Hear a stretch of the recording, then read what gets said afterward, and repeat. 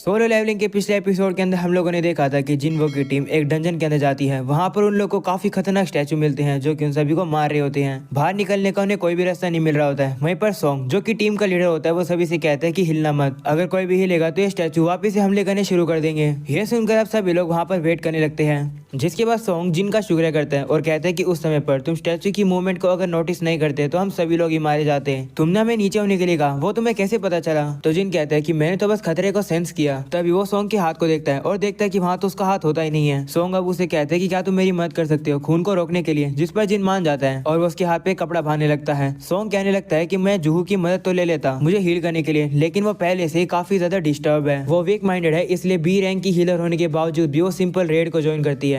मैंने भी काफी बार बी रैंक के मिशंस में पार्ट लिया हुआ है और इस स्टैचू को देखकर मैं बता सकता हूँ कि ये स्टैचू पक्का ए रैंक या फिर एस रैंक के होंगे। वो अब जिनको बताता है कि साइड में स्टोन के ऊपर कमांडमेंट लिखे हुए थे। पहला है भगवान को पूजो, दूसरा है भगवान की तारीफ करो, तीसरा है भगवान पर भरोसा करो। उस स्टोन पर यह भी लिखा हुआ था कि जो भी इन कमांडमेंट को पूरा नहीं करेगा वो जिंदा नहीं बचेगा। ये सुनकर जिन कहता है कि पत्थर में जिस गॉड की बात करी गई है लगता है कि वो गॉड वही बड़े वाला स्टैचू है। और अब अगले सीन में हम लोग एक लड़की को देखते हैं जो कि जिनवू की बहन की क्लास में थोड़ा लेट पहुंचती है। वो देखकर जिनवू की बहन यानी जीना उससे कहती है कि तुम कहाँ रह गई थी? तो वो कहती है कि मुझे एक काम आ गया था। जिसके बाद वो उसे कहती है कि तुम्हारा भाई एक हंटर है ना? तो जीना कहती है हाँ, लेकिन वो सिर्फ एक ई रैंक का एडवेंचरर है, वो हमेशा ही इंजर्ड हो जाता है। पिछले बार भी वो बैंडेज इसमें लपेट कर आया था। वैसे तुमने क्यों पूछा? जिस पर वो कहती है कि ऐसे पूछ लिया, अगर मैं होती तो मेरी ऐसी हालत नहीं होती। अगले सीन में वापस हम लोग सॉन्ग को देखते हैं। वो कहने लगता है कि हम लोग अपने अपोनेंट को नहीं हरा सकते हैं, इसलिए जैसे सिचुएशन सेटल हो जाएगी हम लोग तब बाहर निकलेंगे। तभी एक हंटर कहता है कि मैं यहाँ पर बैठे बैठे मर नहीं सकता हूँ, मैंने हाल ही में एक बड़ी एसोसिएशन के साथ कॉन्ट्रैक्ट बनाया है, मैं ऐसी जगह नहीं मर सकता हूँ, मेरी स्पीड बहुत ज्यादा तेज है, इससे पहले स्टैचू मेरे ऊपर हमला करे मैं भाग जाऊंगा। ऐसा बोलकर वो काफी तेज से भाग जाता है। वहीं पर सभी लोग उसे रोकने की कोशिश करते हैं पर वो रुकता नहीं है। और अब वो जैसे गेट के पास पहुंचने वाला होता है वो मूर्ति की आंखें अब चमकने लगती है और वो उसके ऊपर हमला कर देती है।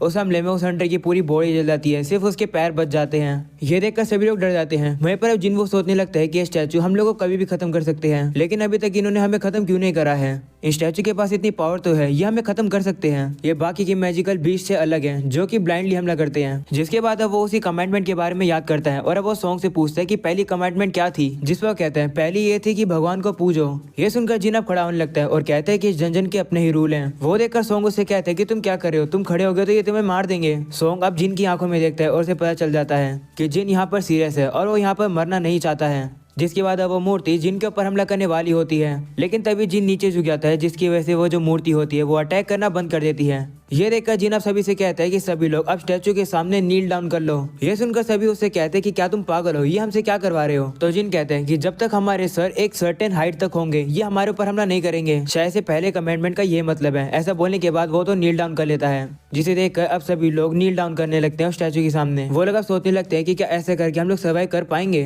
तभी अचानक से वो मूर्ति एक काफी ज्यादा क्रीपी स्माइल करती है, जिसे देखकर सभी लोग अब डर जाते हैं और अब थोड़ी देर तक कुछ भी नहीं हो रहा होता है। ये देखकर पास सब खड़ा होता है और कहता है कि ये देखो स्टैचू अब हमारे ऊपर हमला नहीं कर रहे हैं। जिसके बाद सभी लोग अब खड़े हो जाते हैं और देखते हैं कि हाँ स्टैचू तो उनके ऊपर हमला कर ही नहीं रहा है, इसका मतलब वो लोग क्या बच गए? वह पर जिन सोचने लगता है कि नहीं, मुझे नहीं लगता कि ये अभी तक खत्म हुआ है। तभी हम लोग देखते हैं कि वो जो बड़े वाला स्टैचू होता है वो अब भी एक केवल स्माइल करता हुआ खड़ा हो जाता है, जिसे देखकर सॉन्ग जिन से कहते हैं कि अब हम लोग क्या करें? तो जिन कहते हैं मुझे नहीं पता, शायद से यहाँ पर हम लोग कमांडमेंट को वॉयलेट नहीं कर सकते हैं। सेकंड कमांडमेंट गॉड को प्रेस करना था, वही एक क्लू है। ये सुनकर अब सभी लोग सोचने लगते हैं कि आखिरकार अब हम लोग इसे प्रेस कैसे करें। तभी एक हंटर सामने आता है और कहता है कि ये मुझ पर छोड़ दो, मैं ट्रेडिशनल फोक लेयर के ऊपर रिसर्च कर रहा हूँ, मुझे पता है कि गॉड को कैसे प्रेस किया जाता है। वो अब जाकर उस मूर्ति के सामने बैठकर अब प्रेयर्स बोलने लगता है। वो मूर्ति अब रुक कर उसे सुनने लगती है। तभी जिन नोटिस करता है कि जो वो बंदा प्रेयर्स बोल रहा है वो प्रेयर इस गॉड यानी इस स्टैचू के लिए नहीं है। जिसके बाद वो मूर्ति उस बंदे के ऊपर पैर रखकर उसे पूरी तरीके से कुचल देती है। वो मूर्ति अब एक लड़की को भी कुचल देती है। ये देखकर सभी लोग डर जाते हैं। वहीं पर सॉन्ग कहता है कि हमें अलग अलग भागना चाहिए। ये सुनकर जिन जूहू के हाथ को पकड़कर उसके साथ भाग जाता है। वहीं पर पास दौड़ता दौड़ता कहता है कि मैं ऐसी जगह पर नहीं मर सकता हूँ, मेरी फैमिली मेरा वेट कर रही है। वो अब एक जगह पर आता है और कहता है शायद से मैं यहाँ पर सेफ हो सकता हूँ। तभी कि मुझसे कहते हैं कि वो जगह सेफ नहीं है, अपने पीछे देखो।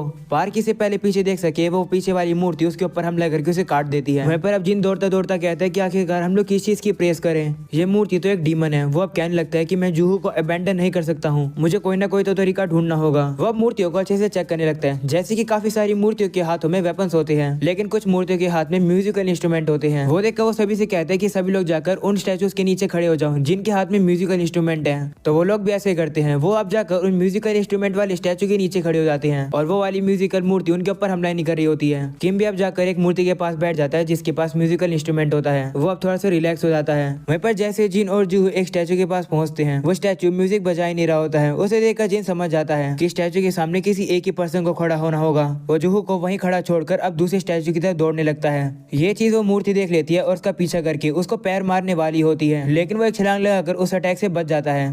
धुएं की वजह से उसे पता नहीं चल पा रहा होता है कि वो कौन से स्टैचू के सामने खड़ा हो गया और गलती से वो एक ऐसे स्टैचू के सामने खड़ा हो जाता है जिसके हाथों में एक शील्ड होती है और वो उसके ऊपर हमला कर देती है। ये देखकर जूहू काफी डर जाती है और जिन का नाम पुकारती है। तभी हम लोग जिन को देखते हैं जो कि वहां से रेंग कर बाहर निकल रहा होता है। वो हार मानने के लिए बिल्कुल भी तैयार नहीं है। वो बड़ी वाली स्टैचू उसके पीछे आ रही होती है, लेकिन फाइनली वो एक स्टैचू के पास पहुंच जाता है जो कि गाना गाने लगती है। ये देखकर वो बड़ी वाली स्टैचू उसे छोड़ देती है और वापस से जाकर वो अपने सिंहासन पे बैठ जाती है। वहीं पर अब जिन सोचता है तो गॉड को प्रेस करने का आंसर ये था।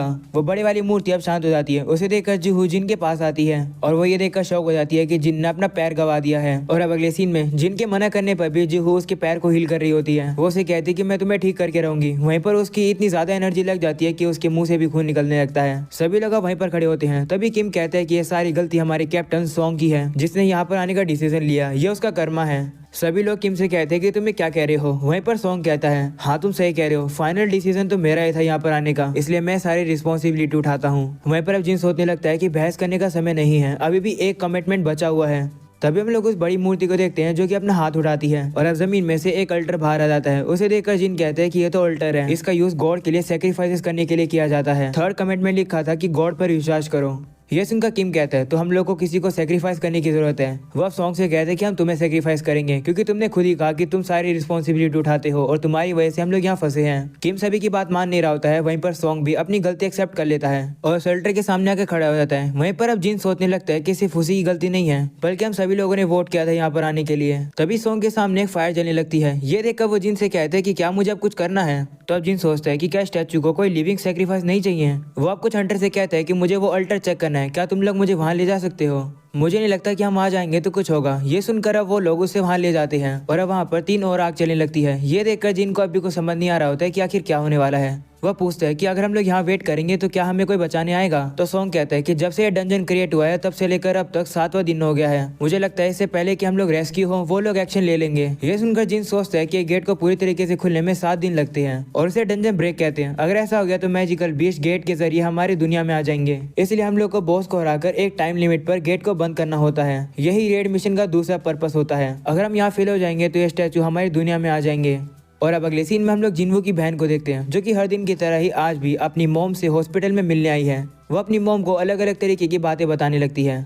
और अब अगले सीन में वापस हमें डंजन का सीन दिखाया जाता है जहाँ पर जिन किम और जूहू से कहते हैं तुम लोग भी यहाँ आ जाओ, जिससे कि हम लोग फ्लेम्स को कोरस्पॉन्डिंग नंबर से जला पाएंगे। तभी हमें पता चल पाएगा कि क्या होगा। ये सुनकर वो लोग भी वहाँ पर आ जाते हैं और 2 फ्लेम्स अब वहाँ पर चलने लगती है। और अब अचानक से अल्टर में से चिंगारी आती है जिसकी वजह से वहाँ पर सर्कल में ब्लू फ्लेम्स चलने लगती है। और अब अचानक से वहाँ का डोर ओपन हो जाता है। वो देखकर वो लोग सोचते हैं कि क्या अब हम लोग बाहर जा सकते हैं या फिर ये कोई ट्रैप है। और अब धीरे धीरे करके ब्लू फ्लेम्स वहाँ से गायब होने लगती है और अब काफी सारे स्टैचू चलकर अब उनकी तरफ आने लगते हैं उन्हें खत्म करने के लिए। ये देखकर सभी डर जाते हैं और कहते हैं कि हम अब क्या करें। तो जिन अब सभी लोगों से कहते हैं कि इन सभी लोगों की आंखों में देखो, अगर तुम नजर हटाओगे तो ये और ज्यादा पास आते जाएंगे। ये गेम की तरह इस स्टैचू को देखते रहो। सभी लोग अब स्टैचू को देखने लगते हैं और वो स्टैचू वहीं पर रुक जाते हैं। लेकिन एक लड़की ज्यादा देर तक स्टैचू को नहीं देख पा रही होती है। वो काफी डर जाती है और सीधा भागकर एक गेट के बाहर निकल जाती है, जिसकी वजह से उसकी जो फ्लेम होती है वहाँ से गायब हो जाती है और अब गेट थोड़ा सा बंद होने लगता है। ये देखकर सॉन्ग कहता है कि आखिर ये क्या है। वो तो बाहर निकल गई और डोर थोड़ा सा बंद हो गया।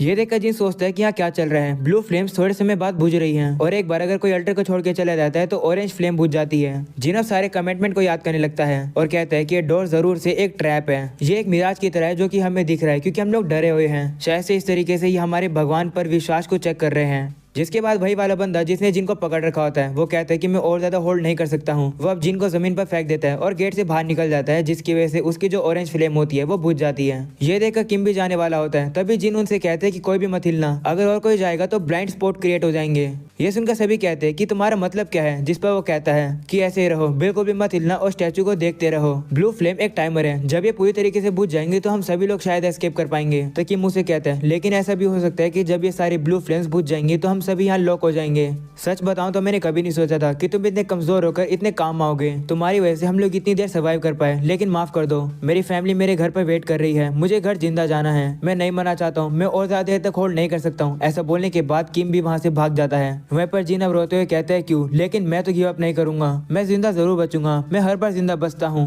हम लोग अब देखते हैं कि वहाँ पर सिर्फ जिन, जूहू और सॉन्ग ही बचते हैं। सॉन्ग उन लोगों से कहता है कि तुम लोग जल्दी से यहाँ से चले जाओ, मुझे लगता है कि जब तक एक पर्सन यहाँ रुकेगा डोर बंद नहीं होगा। तुम जैसे यंग लोगों को बचना चाहिए जिससे कि दुनिया का फ्यूचर और अच्छा हो सके। वहीं पर अब जूहू चलने की कोशिश करती है पर उसके पैर चल नहीं पा रहे होते हैं क्योंकि उसने अपनी पूरी एनर्जी जिन को हील करने में लगा दी। तो जिन अब सॉन्ग से कहते हैं कि आप जूहू को लेकर यहाँ से चले जाओ। सॉन्ग नहीं मान रहा होता है तो जिन उसे कहता है तो फिर कौन जूहू को बाहर लेकर जाएगा, मेरे पैर तो कट चुके हैं, समय नहीं है, इसे जल्दी करो। वहीं पर जूहू अब जिन से कहती है कि नहीं, मैं यहीं पर रुकूंगी तुम्हारे पास। तभी जिन उसे कहता है कि मैंने तुमसे प्रॉमिस किया था कि मैं तुम्हें बाहर खाना खिलाने के लिए लेकर जाऊंगा। वो उसे वही मैजिक स्टोन देता है जो कि पहली बार उसे मिला था। वो उसे वो देकर कहते हैं कि इसका यूज करना और कुछ खरीद लेना खाने के लिए, जब मैं यहाँ से बाहर निकल जाऊंगा तो मैं तुम्हें और पैसे दे दूंगा। तो जूहू उसे कहती है मजाक मत करो। तभी सॉन्ग अब उसकी गर्दन पर चौक मार देता है और उसे बेहोश कर देता है और कहते हैं माफ करना, लेकिन हमारा समय खत्म होता जा रहा है। जिन भी अब सॉन्ग से कहते हैं कि जूहू को सेफली यहाँ से ले जाना, तो सॉन्ग भी मान जाता है और अब वो जूहू को वहाँ से ले जाता है, जिसकी वजह से वहाँ पर जो 2 और फ्लेम्स होती है वो बुझ जाती है। जिन अब खुश होकर कहता है कि अच्छा है कि सिर्फ अब मैं ही मरूंगा,